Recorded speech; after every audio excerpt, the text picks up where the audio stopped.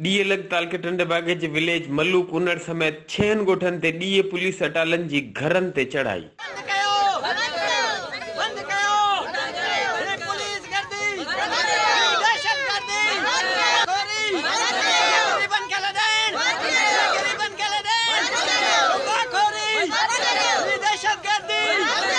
जेको ही है त असां वटि टोटल ज़मीन तक़रीबन असी हिते तक़रीबन 400 साढ़ा 400 घर गॾु आहियूं, जंहिंमें असां सां गॾु पंजाबी बि गॾु आहिनि। हुन खां अलावा असां वटि 829 एकड़ ज़मीन आहे, जेका शुरू में पहिरीं जेका शीशन कोर्ट कई वई हुई, उहा शीशन कोर्ट बनी टोटल असांजे हक़ में ॾिनी वई हुई।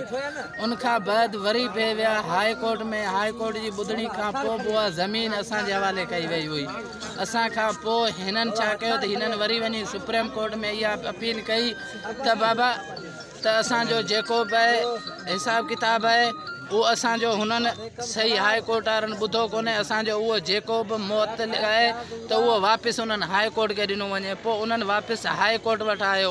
हाई कोर्ट वारनि में छा थियो त असां वटि जेको मेन जेको मुख्य जेको जवाबदार आहे उन जी हिते ज़मीन बि न आहे। बाक़ाइदे उनजी असांजी जेका इन हाई कोर्ट जेके उनजा बाल कया आहिनि उहे असां वटि बिल्कुलु आहे। उन में आम DG रेंजर्स पाण खे सॾाए थो, पोइ हुनजो उहिदो अलाए छा आहे। मेन मुख्य माण्हू जेको आहे जेको कुझु कराए रहियो आहे आमिर मजीद पाण खे कंहिं टाइम ते मुग़ल सॾाए थो, कंहिं टाइम ते मलक सॾाए थो। मुख्य माण्हू जेको उहो आहे ऐं उन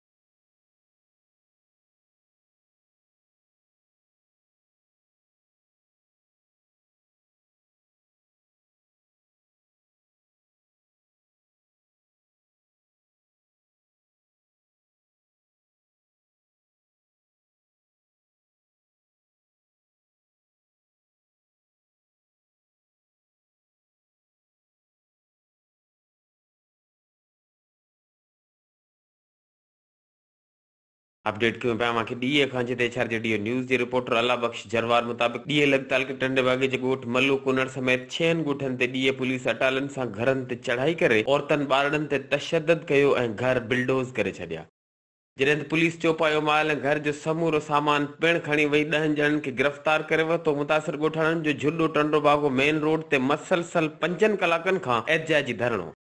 उन मौके ते मुतासिर ॻोठाणनि HRJDO न्यूज़ के ॿुधायो देह सांगी जे मुख़्तलिफ़ ॻोठनि में सिंध लैंड कमीशन जी 829 एकड़ ज़रई ज़मीन ते सदियनि खां आबाद आहियूं। ॼाणायल सरकारी ज़मीन जा मालिकाना हक़ लाइ सिंध हाई कोर्ट फ़ैसिलो असांजे हक़ में ॾिनो, जंहिं बाद असांजे मुख़ालिफ़ बाअसर वॾेरे अली नवाज़ पठान जी चुर्त ते राति देर सां ॾींहुं पुलिस अटालनि सां अची घरनि ते चढ़ाई करे तशद्दुद कयो।